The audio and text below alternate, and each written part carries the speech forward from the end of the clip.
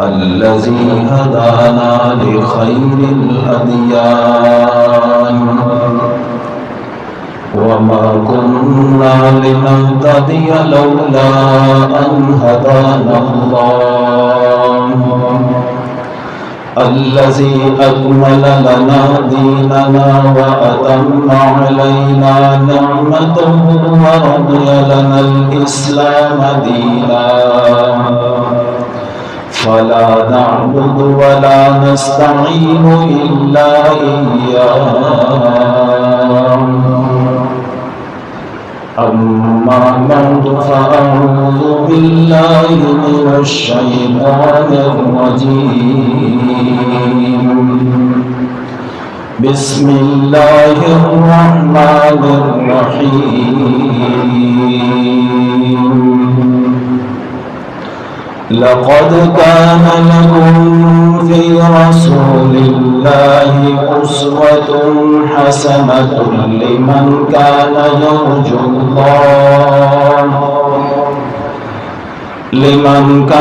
يرجو الله واليوم الآخر وذكر الله كثيرا صدقت يا رب العالمين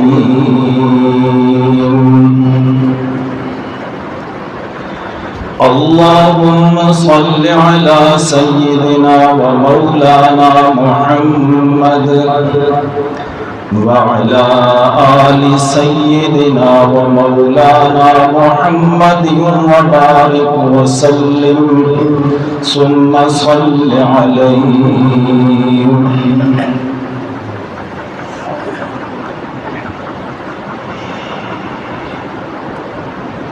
برادر مکرم مفتی ناصر محمود صاحب نے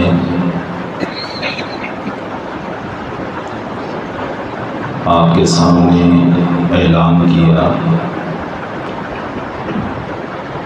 کہ میں ابھی آپ کے سامنے جامع معنی بیان کروں گا۔ میں تو جامع معنی پتہ نہیں کر سکوں گا یا نہیں، البتہ انہوں نے اعلان بڑا جامع معنی کیا ہے۔ اب آپ میرے لیے دعا کریں کہ میں ان کے اعلان پر پورا اتر سکوں۔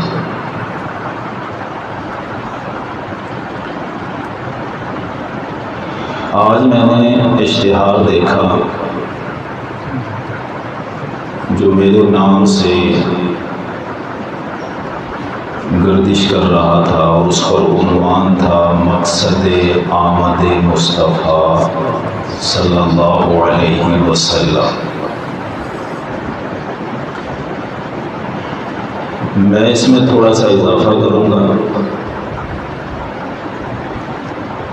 اور برادر مکرم نے جو اعلان کیا اس کو بھی ملحوظ خاطر رکھوں گا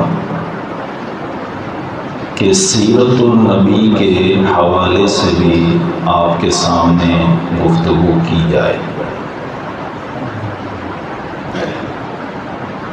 اس مقصد کو آپ مقاصد میں تبدیل کر لیں۔ مقصد واحد ہے، اور اگر کئی مقاصد جمع ہو جائیں تو آپ صلی اللہ علیہ وسلم کی شخصیت پر وہ بالکل فٹ آتے ہیں۔ اگر آپ کی شخصیت کامل ہے تو آپ کو جو مقصد بھی دے کر بھیجا گیا آپ نے ان سارے مقاصد کو پورا کیا۔ ایک مقصد تو تھا نہیں، اگر اسلام مکمل ضابطۂ حیات ہے تو معلوم ہوا کہ تمام شعبوں کے اندر آپ صلی اللہ علیہ وسلم کو بھیجنے کا مقصد پورا کیا گیا۔ میں چند ایک آیات ذکر کروں گا آپ کے سامنے، جس میں اللہ آپ صلی اللہ علیہ وسلم کے بھیجنے کے مقاصد کو ذکر کر رہے ہیں، مقصد کو نہیں، مقاصد کو۔ پہلا مقصد جو بہت اعلیٰ ہے، سورۃ الانبیاء کی آیت نمبر 25 میں ذکر کیا گیا، یہ مقصد صرف آپ صلی اللہ علیہ وسلم کا نہیں ہے، بلکہ سارے انبیاء کے بھیجنے کا مقصد ہے۔ وَمَا أَرْسَلْنَا مِن قَبْلِكَ مِن رَّسُولٍ إِلَّا نُوحِي إِلَيْهِ، آپ سے پہلے ہم نے جتنے بھی پیغمبر بھیجے کس مقصد کے لیے؟ کہ ان کی طرف یہی وحی کی گئی کہ انہ لا الہ الا انا، کہ میرے سوا کوئی معبود فاعبدونی، تو تم میری عبادت کرو۔ یہ مقصد عظیم ہے، یہ بعثت کا اولین مقصد ہے۔ عموماً آپ سنتے رہتے ہیں، تو جو چیزیں عموماً بیان ہوا کرتی ہیں، اگر اسی کو ہی دوبارہ بیان کر دیا جائے تو یا تو تکرار ہوگا یا تاکید ہوگی۔ تو کیوں نہ آپ صلی اللہ علیہ وسلم کی شخصیت اگر جامع ہے تو کیوں نہ مزید گوشوں کو بھی ذکر کیا جائے، آپ کے سامنے تصویر کا کوئی اور رخ بھی آئے، آپ کے سامنے اس ضابطۂ حیات کے مزید شعبوں پر بھی کوئی ڈسکس کی جائے۔ اللہ رب العزت نے جہاں نبیوں کے بارے میں یہ ذکر کیا، سورہ آراف آپ اٹھائیں گے، وہاں بھی یہی ذکر ہے کہ اعبدوا ربکم، انہوں نے اپنی قوموں کو حکم دیا کہ اپنے رب کی عبادت کرو۔ ہر نبی کا ذکر ہے نا، لیکن اگر آپ سورۃ الشعراء میں جائیں، وہاں اللہ رب العزت نے نبیوں اور رسولوں کا ذکر کیا، اور انہوں نے جو اپنی قوموں کو دعوت دی۔ اب یہ جو میں جملہ کہہ رہا ہوں نا آپ کو، یہ سورۃ الشعراء میں 8-9 مرتبہ ذکر ہے۔ فَاتَّقُوا اللَّهَ وَأَطِیعُونِ، اللہ سے ڈرو اور میری اطاعت کرو۔ تو معلوم ہوا عبادت اللہ کی کرو، اس کا تقوی اختیار کرو، اور نبی اللہ اس لیے بھیجتے ہیں کہ قوم اور امت کے اوپر یہ ذمہ داری ہوتی ہے کہ اس کی اطاعت کریں۔ اگر آپ اطاعت رسول میں مصروف نہیں تو پھر اس کا مطلب یہ ہے کہ آپ کے سامنے دین کا ایک گوشہ رہ گیا، عظیم گوشہ۔ کیا اطاعت آخرت میں کامیابی کے لیے مطلوب نہیں ہے؟ سورۃ الاحزاب ذرا اٹھا کے دیکھیں، اللہ فرماتے ہیں مَن یُطِعِ اللَّهَ وَرَسُولَهُ فَقَدْ فَازَ فَوْزًا عَظِیمًا، جو اللہ اور اس کے رسول کی اطاعت کرے گا تو پکی بات ہے وہ بڑی کامیابی اس نے حاصل کرنا۔ تو اس لیے نظریات و عقائد سے آگے بڑھ کے عملی زندگی میں بھی کوئی کردار ادا کرنا ہے یا نہیں، کوئی اس میں بھی رول پلے کرنا ہے یا نہیں۔ ایک تو یہ کہ انسان اطاعت ہی نہیں کرتے، فرما برداری نہیں کرتے، آرڈر اوبے نہیں کرتے، اور دوسری طرف افسوس کی بات یہ ہے کہ اللہ کے پیغمبر صلی اللہ علیہ وسلم کی تعلیمات کے خلاف رسوم و رواج اس معاشرے کے اندر راج کرتے ہیں۔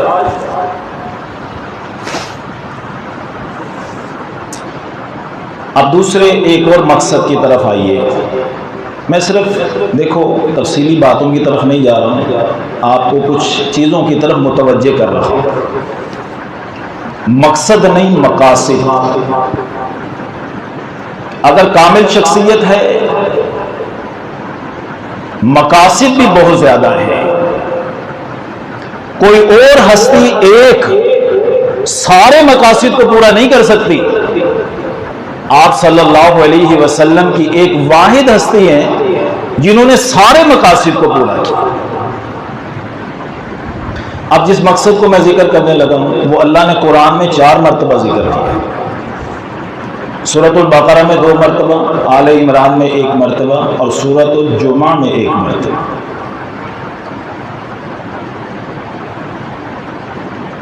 اللہ فرماتے ہیں لقد من اللہ علی المؤمنین اذ بعث فیہم رسولا من انفسہم. اللہ نے مومنین پہ احسان کیا کہ انہی میں سے ایک رسول مبعوث کر دی. اذ بعث، اب یہ اذ بعث کے لفظ ذرا سمجھ میں آ رہے ہیں؟ جب مبعوث کیا یعنی یہاں بھی مقصد بعثت آ رہا ہے.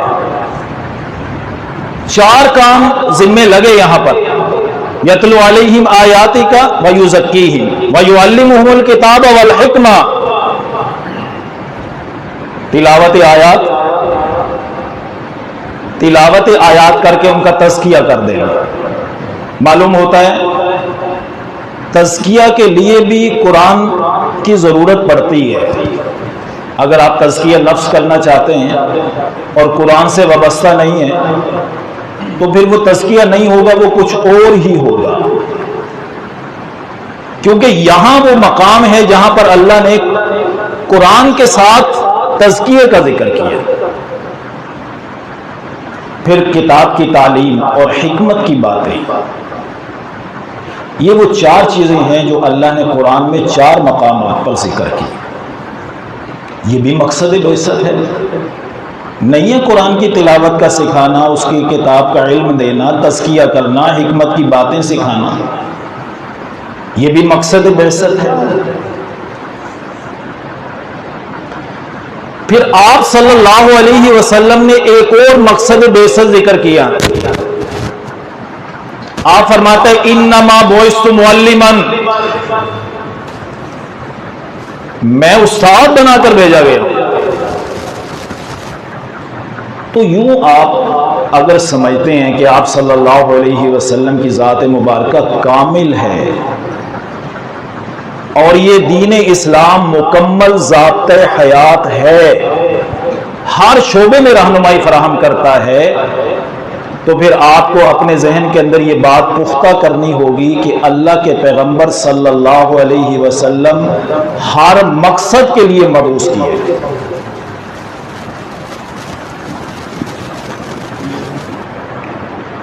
اگر وہ جامع شخصیت ہے اور اس نے تمام مقصد کو پورا کیا تو اس ذات کے اندر ہر شے کا نمونہ موجود ہے اور نمونہ بھی بہترین موجود ہے. لقد کان لکم فی رسول اللہ اسوۃ حسنہ، سورۃ الاحزاب. حالانکہ جس جگہ پر یہ آیت اتری ہے وہ غزوہ احزاب کا ذکر ہے، جہاں آپ صلی اللہ علیہ وسلم نے کفر کے خلاف سٹینڈ لیا. آپ کھڑے ہو گئے، صحابہ کھڑے ہو گئے، جہاد کیا. اس پس منظر میں یہ آیت اتری ہے. وہ جو 2 رکوعات ہیں غزوہ احزاب کے، ان کا جہاں اختتام ہونے لگتا ہے وہاں پر اس کا ذکر ہے. یہ تو خیر ہمارے ذہنوں سے نکل گیا کہ مسلمانوں نے کفر کے خلاف بھی کوئی سٹینڈ لینا ہے.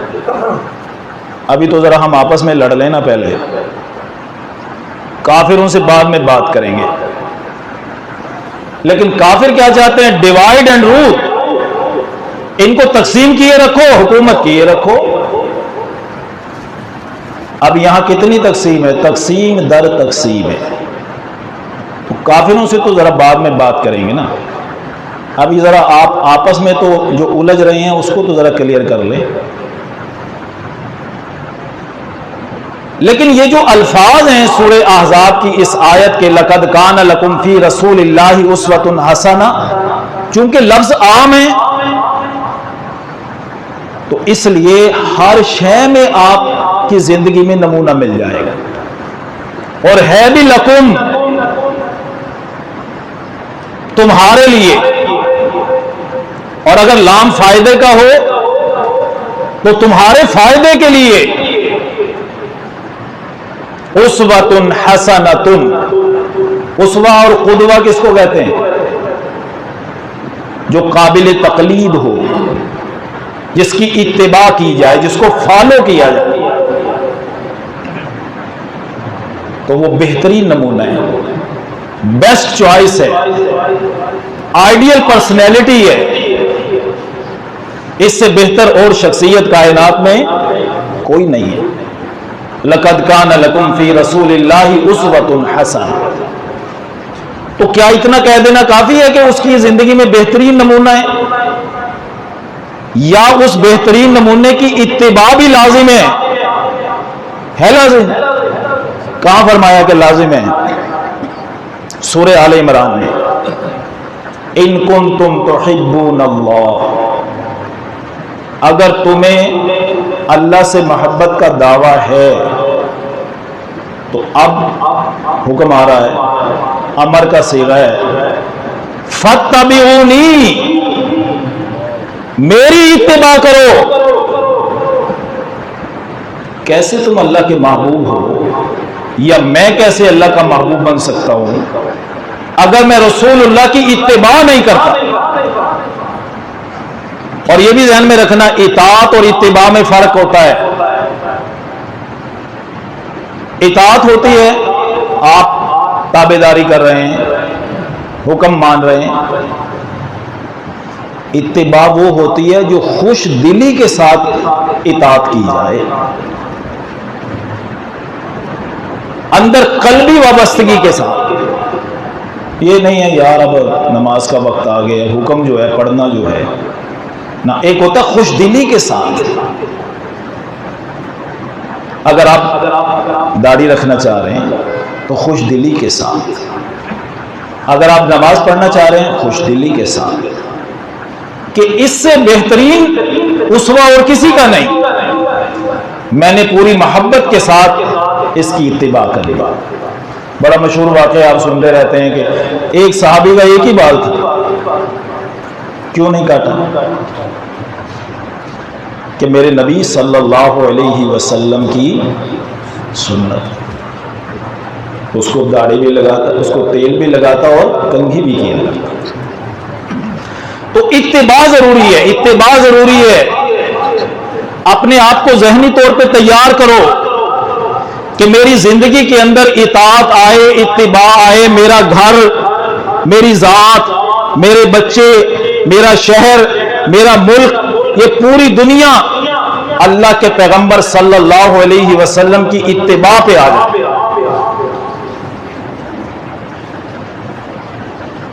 نہیں ضرورت اس کی.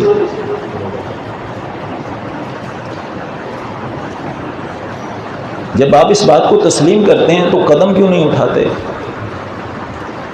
قدم اٹھائیں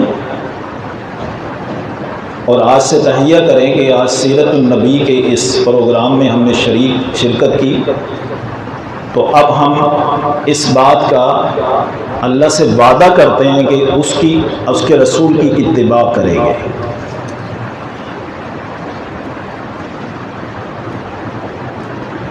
اسوہ حسنہ، بہترین نمونہ.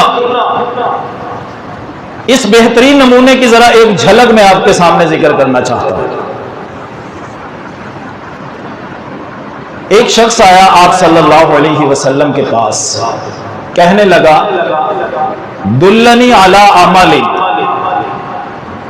یا رسول اللہ صلی اللہ علیہ وسلم مجھے ایک ایسا عمل بتائیے اگر میں وہ کروں تو اللہ بھی مجھ سے خوش ہو جائے اور لوگ بھی مجھ سے خوش ہو جائیں، وہ مجھ سے محبت کرنے لگے. अहब्बनिल्लाह व अहब्बिन्नास, अल्लाह भी मुझसे मोहब्बत करने लगे और लोग भी मुझसे मोहब्बत करने लगे। अब वो जो नुस्खा जिक्र किया, अगर आप उसको अपनी जिंदगी में ले आए तो आपकी जिंदगी इंतहाई खुश हो जाएगी, अल्लाह भी आपसे राजी हो जाएगा और लोग भी आपसे नाराज होना छोड़ देंगे। लग तो आपको मुश्किल रही है बात कि बंदे जो भी कर लो तो बंदे राजी, लेकिन अल्लाह के पैगंबर सल्लल्लाहु अलैहि वसल्लम जो नुस्खा बताया आपकी अमली जिंदगी के लिए इंतहाई मुफीद। आपने फरमाया इज़हद फिद दुनिया युहिब्बुक अल्लाह, दुनिया से बेरग़बती इख्तियार कर, अल्लाह तुझसे मोहब्बत करेगा। इज़हद फीमा इंदन नास, और जो कुछ लोगों के पास है उससे बेनियाज हो जा। युहिब्बुक अन्नास, लोग तुझसे मोहब्बत करने लगेंगे। जब लोगों के माल पे नजर होती है, जब लोगों के सामने मुतालबात की फहरिस्त रहती है, तो उस वक्त लोग कभी खुश नहीं होंगे। आप उससे बेनियाज हो जाएं, जो कुछ भी है इनके पास, तो अब लोग तुमसे राजी रहने लगेंगे। ये जो हर वक्त लोगों को ये शिकवा रहता है, मैं उसके पास गया उसने सलाम नहीं किया, मैंने पहले सलाम किया, मैं उसके पास गया उसने मुझे प्रोटोकॉल नहीं दिया, मैं उसके पास गया उसने सही तरह मुझसे बात नहीं की, मैं उसके घर गया उसने मुझे सही तरह खाना पेश नहीं किया। ये सारी चीजें क्या हो जाएंगी? उस वक्त खत्म हो जाएंगी जब आप उनसे बेनियाज हो जाएंगे। उम्मीदें और तवक्कुआत वाबस्ता आप कम कर लेंगे तो आप खुद भी खुश रहेंगे और लोग भी आपसे राजी रहेंगे। अच्छा, मैंने इस पर अमल किया आज से 7-8 साल पहले। कब से शुरू किया अमल करना? तकरीबन 7-8 साल पहले। अब जरा इसके नताइज देखिए। मैं जहां रहता हूं, मेरे बीवी बच्चे हैं, वालिदैन हैं, मैंने उनसे अपनी तवक्कुआत और उम्मीदें बिल्कुल कम कर ली। अब क्या फायदा हुआ? वो अगर मेरे लिए कुछ ना करें मुझे कोई तकलीफ नहीं होती, क्योंकि मैंने उम्मीदें और तवक्कुआत वाबस्ता ही नहीं की। और अगर वो कभी मेरे लिए कुछ कर दें तो मेरे लिए मुझे बड़ी खुशी होती है, क्योंकि मुझे उम्मीद नहीं थी इतनी कि ये मुझे मिल गया, तो अब मुझे खुशी होती है। मैं वालिदैन से उम्मीदें कम कर ली, लेकिन जब वो मेरे साथ अच्छा बर्ताव करते हैं तो मुझे खुशी होती है।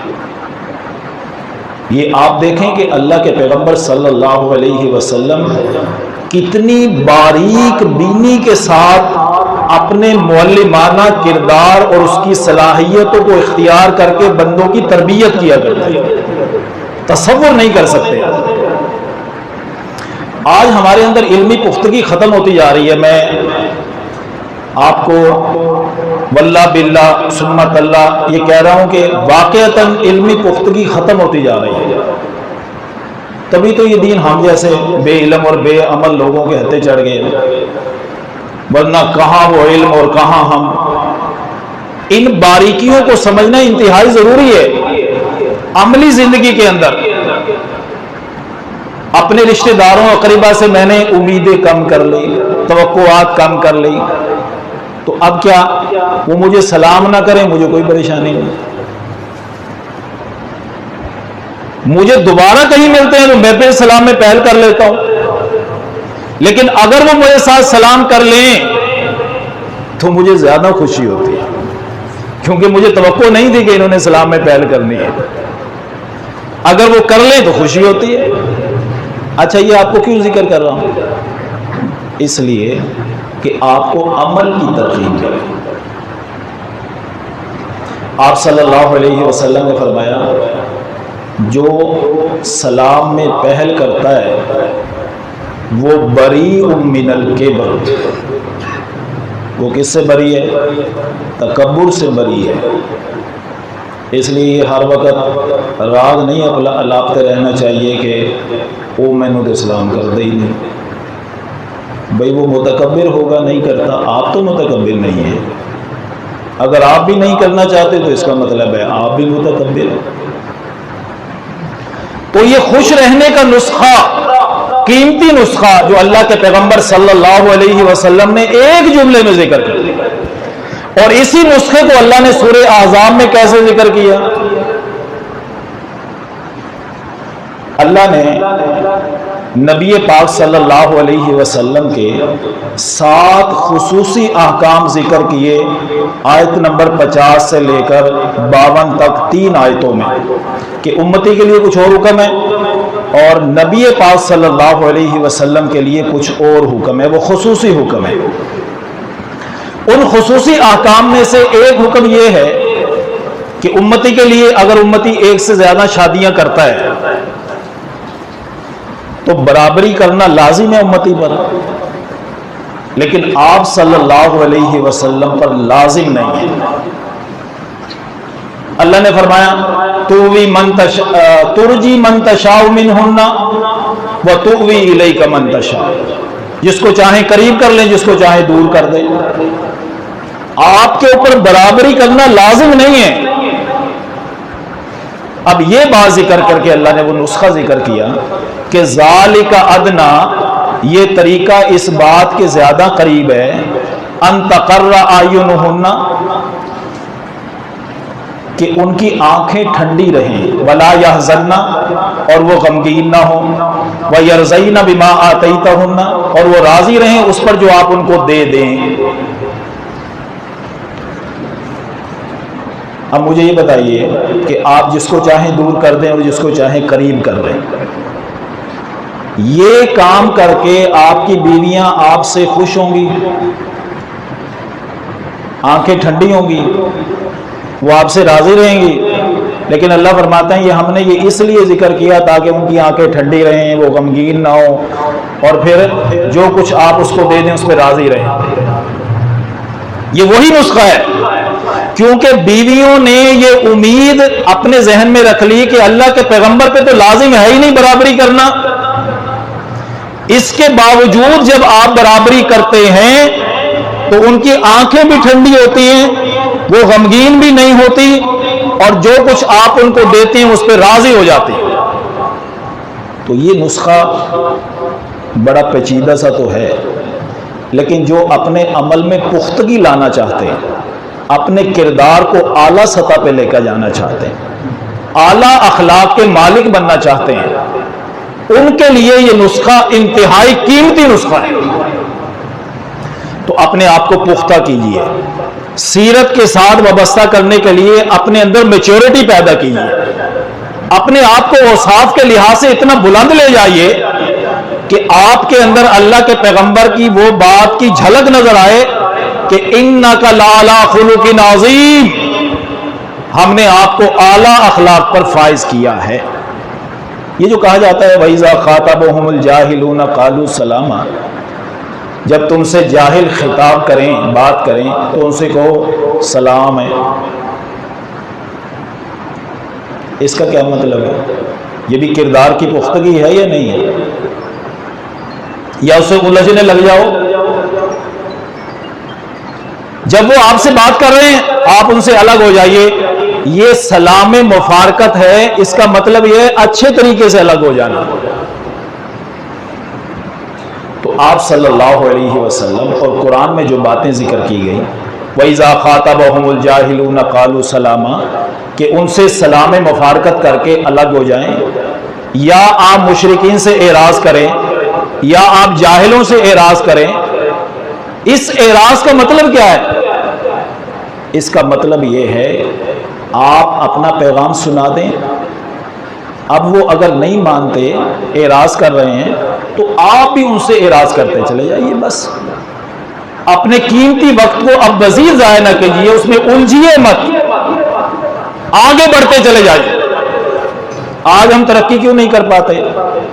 اس لیے کہ ہم اسی میں الجھ کے اپنی ساری زندگی منفی کاموں میں صرف کر دیتے، آگے بڑھ نہیں پاتے۔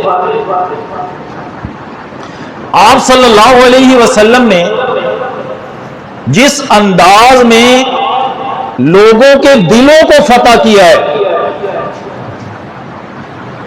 اس کی ذرا ایک دو مثال دیکھیے، پھر میں بات کو ختم کر دیتا ہوں۔ آپ کو اندازہ ہوگا کہ آپ صلی اللہ علیہ وسلم کتنی باریکیوں کو مد نظر رکھتے تھے۔ ایسے پختہ لوگ چاہیے یا نہیں چاہیے دین کو؟ یا کوانٹٹی چاہیے، کوالٹی کی کوئی ضرورت نہیں ہے؟ چاہیے نا۔ بس یہ اپنے اپنے جذبات ہوتے ہیں۔ 10-12 سال سے میں اسی کشمکش میں رہا کہ کیسے پیدا ہوں اس طرح کے افراد جن کو دنیاوی اور دینی تعلیم پر کنٹرول حاصل ہو۔ بہرحال قدم اٹھایا، ایک ادارہ بنا لیا، اسلامک انتہا ریسرچ سینٹر، جس میں ہم دونوں طرح کی تعلیم دیتے ہیں۔ تو میرے لیے دعا کیجیے گا، آپ ذرا اسٹیپ آگے بڑھ رہے ہیں، آگے بڑھ رہے ہیں، آگے بڑھ رہے ہیں، اللہ اس میں کامیابی نصیب کرے۔ آپ صلی اللہ علیہ وسلم کے پاس ایک یہودی لڑکا آیا کرتا تھا، خدمت کرتا تھا آپ کی۔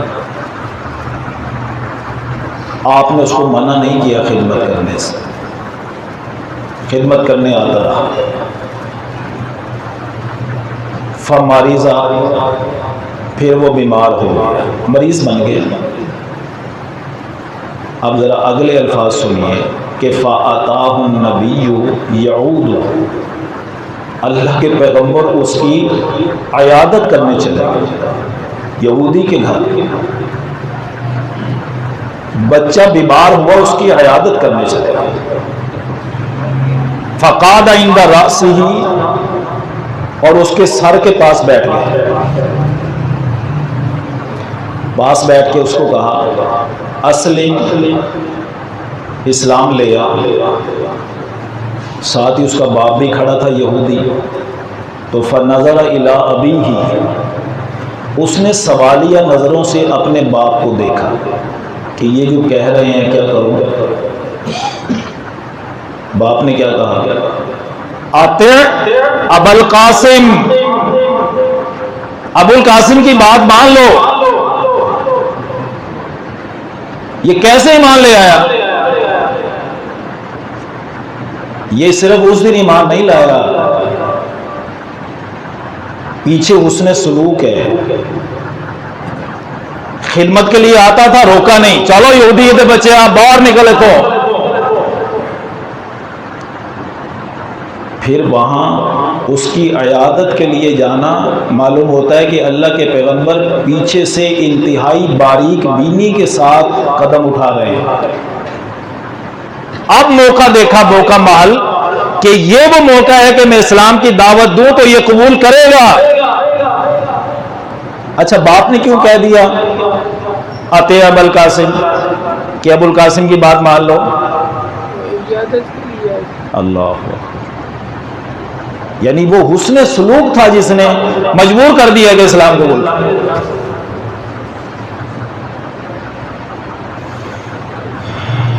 اللہ کے پیغمبر صلی اللہ علیہ وسلم وہاں سے نکلے یہ کہتے ہوئے الحمدللہ الذی انقذہ من النار، سب تعریفیں اس اللہ کے لیے ہیں جس نے اس بچے کو جہنم کی آگ سے بچا دیا۔ اتنی باریک بینی سے کبھی آپ نے بھی قدم اٹھائے ہیں؟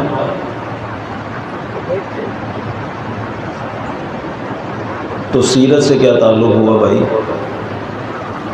کیا سیرت کسی ایک گوشے کا نام ہے؟ ہر شعبے کے اندر اگر مہارت نہیں ہوگی تو جس شعبے کے اندر ماہر لوگ نہیں ہوا کرتے اس شعبے کا بیڑا غرق ہی ہوا کرتا ہے۔ اگر ریلوے کے اندر ریلوے کے ماہر نہیں ہوں گے تو ریلوے کا کیا حال ہوگا؟ دنیاوی ڈپارٹمنٹ کے اندر تو ہم وہ بندے رکھتے ہیں جو ماہر ہوتے ہیں، لیکن یہاں کسی ایک شعبے کا ماہر عالم وہ سارے شعبوں میں چل جاتا ہے، تو پھر یہی حال ہوگا نا۔ ہماری زندگیاں کیا اس کے لیے کافی ہیں کہ جس شعبے کے اندر چاہیں تو سب کے اندر اس کے اندر پوری مہارت اس کو حاصل ہو جائے؟ ہوتے ہیں کچھ لوگ، لیکن الا ماشاء۔ یہ جو کچھ غلطیاں آپ دیکھتے ہیں کہ ڈاکٹر ذاکر نائک سے ہو گئی، تو ہم نے ایک ذہن بنا لیا کہ ڈاکٹر ذاکر نائک کو تو ہر شعبے کے اندر دسترس ہوگی، تو اس لیے ہمیں تکلیف ہونے لگ جاتی ہے۔ جس شعبے میں وہ کام کر رہے ہیں بہترین کام کر رہے ہیں، جب بھی اپنے شعبے سے ہٹ کے کسی اور شعبے میں لب کشائی کریں گے تو غلطی کریں گے۔ فقہی معاملات میں جب وہ لب کشائی کریں گے تو غلطی ہوگی، کیونکہ فقہی معاملات نہ انہوں نے کبھی پڑھے نہ اتنا وقت دیا۔ ہاں، جو دیگر مذاہب ہیں ان کے اندر ان کا بڑا ڈیپلی سٹڈی ہے، ان کی ڈیپلی سٹڈی ہے، تو جہاں وہ محنت کر رہے ہیں قابل رشک ہے، قابل تحسین ہے، لیکن جو ہی وہ دوسری طرف جائیں گے غلطیاں ہوں گی۔ اس لیے مجھے کچھ 2 پرچیاں آئی تھی ابھی، تو میں نے برادر مکرم سے معذرت کی کہ یہ میرا شعبہ نہیں ہے، یہ جو اس شعبے کے ماہر ہیں یہ پرچی آپ ان کو دیں گے، وہ ان کے جواب ہیں۔ تو پھر بتائیے مجھے اس میں کوئی میری عزت کم ہو جائے گی؟ اچھا، بڑے بڑے علماء کیا کہہ دیا کرتے تھے؟ واللہ اعلم بالصواب، اللہ ہی درست بات کو جانتا ہے۔ تو اس میں کیا ہوا کہ بندے کی عزت کم ہو گئی؟ اگر سننے والے یہ سمجھتے ہیں کہ اس نے اس بات کا جواب نہیں دیا تو یہ فارغ ہے، تو پھر وہ ذرا اپنے ذہن کو بھی ذرا درست کر لیں کہ آپ کو ایک امانت دیانت والا بندہ ملا جس نے کہا مجھے اس کا جواب نہیں پتا، آپ نے اس کی امانت دیانت کو بھی کیا کر دیا؟ رائیگاں کر دیا۔ ہاں، جو بلا سوچے سمجھے ہر شے کا جواب دے دے، آپ سمجھتے ہیں بہترین یہ بندہ صحیح ہے۔ اچھا، بہرحال اب دوسرا اور آخری واقعہ میں آپ کے سامنے ذکر کر دوں اور پختگی پیدا کرنی ہے۔ ایک شخص آیا مسجد نبوی میں، اس نے دیہاتی تھا، فبال فی طائفۃ المسجد، اس نے مسجد کے کنارے میں بیٹھ کے پیشاب کرنا شروع کر دیا۔ فزجرہ الناس، لوگوں نے ڈانٹنا شروع کیا۔ فنہاہم النبی، آپ صلی اللہ علیہ وسلم نے ان کو منع فرمایا، کرنے دو کرنے دو۔ جب اس نے پیشاب کر لیا، آپ ہمارا نبی صلی اللہ علیہ وسلم بذنوب من ماء، ایک ڈول منگوایا پانی کا، فاحرق علیہ، اس کے اوپر بہا دیا۔ کیا اخذ کریں گے آپ اس سے؟ اب کوئی آئے گا اس کو پیشاب کرنے دیں گے؟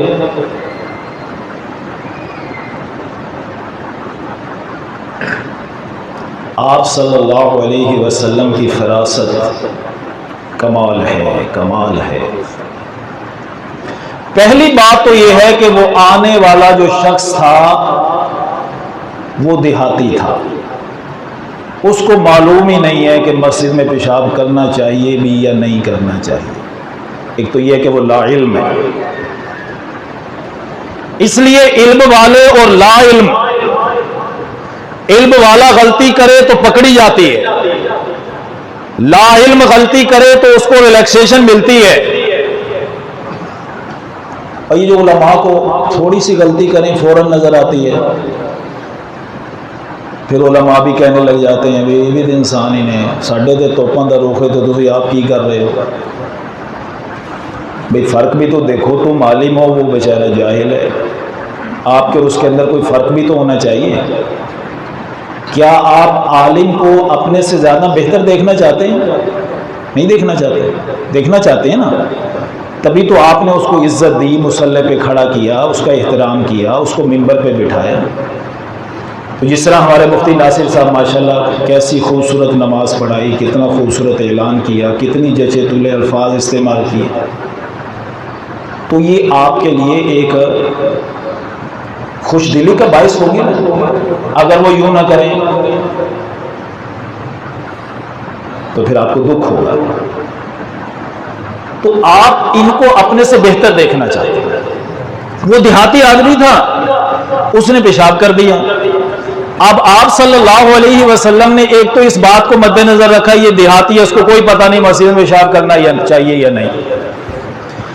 پھر آپ نے پیشاب کرتے ہوئے اس کو منع کیوں کیا؟ اب وہ تو جا رہے تھے نا اس کو پکڑنے کے لیے، اس لیے منع کیا کہ پیشاب کے درمیان اگر اس کو ڈانٹیں گے تو یہ اٹھ کے دوڑ پڑے گا، ابھی ایک جگہ خراب کر رہا ہے تو 4 جگہ خراب کرے گا، اس کا جسم اور کپڑے بھی خراب ہوں گے۔ ابھی تو ایک جگہ کر رہا ہے نا، تو ابھی تو یہ شروع کر چکا ہے، اس کو کرنے دو۔ پھر اس کے بعد آپ نے جو پانی کا ڈول منگوا کے اسی کے سامنے اس کو تعلیم اور نصیحت کرنے سے پہلے جو پانی کا ڈول انڈلوایا، یہ اس کے ذہن میں بات ڈالی کہ تو نے صحیح جگہ پہ پیشاب، یعنی زبان سے الفاظ ادا کیے بغیر اس کے ذہن میں بات ڈال دی کہ جو تو نے کام کیا غلط کیا۔ اب جب آپ نے اس کو نصیحت کی، تعلیم دی، تو اس نے پوری یکسوئی کے ساتھ سنا بھی اور مانا بھی۔ تو یہ وہ ایٹیکیٹس ہیں، آداب ہیں جو اللہ کے پیغمبر صلی اللہ علیہ وسلم نے ہمیں سکھائے ہیں۔ تو خدا کے لیے حق کو بیان کریں، حق پہ پردے ڈالنے کی ضرورت نہیں ہے، یہ نہیں میں کہتا، لیکن حق کو بیان کریں حق طریقے سے، جاندار طریقے سے گفتگو کریں، محکم دلائل کے ساتھ بات کریں، لیکن آداب کا ضرور خیال رکھیں، لوگوں کی سائیکی کو ضرور مد نظر رکھیں۔ معلمانہ کردار وہ ادا کر سکتا ہے جو لوگوں کی نفسیات سے پورا واقف ہو، تو آپ نفسیات سے واقفیت بھی حاصل رکھیں، جائزہ بھی لیتے رہیں، اس کے مطابق ان کو دین اسلام کی دعوت دیں اور ان کے اوپر کار بند رہنے کے لیے ان کو راضی کرنے کی کوشش کریں۔ تو بس اسی پہ اکتفا کریں گے، جیسے میں نے پہلے ذکر کیا، وہ ایک کامل شخصیت ہے۔ کوئی ایک شعبہ ایک وقت میں بیان ہو سکتا ہے، میں نے یہ چند باتیں ذکر کی، اس میں کوئی غلطی ہو گئی اللہ اس کو معاف فرمائے، جو صحیح الفاظ ادا ہو گئے اللہ مجھے اور آپ کو اس پر عمل پیرا ہونے کی توفیق عطا فرمائے۔ آپ سب لوگ بیٹھے، انتظام کیا، مفتی ناصر محمود صاحب نے ہمیں دعوت دی یہاں پر آپ سے دین اسلام کی اس پیغام کو پہنچانے کی، ہم ان کے بھی شکر گزار ہیں۔ اللہ ہم سب کی محنتوں کو قبول فرمائے، اور اللہ ہمیں عملی زندگی کے اندر آپ صلی اللہ علیہ وسلم کی تعلیمات کو اپنانے کی توفیق عطا فرمائے۔ آخر دعوانا الحمدللہ رب العالمین۔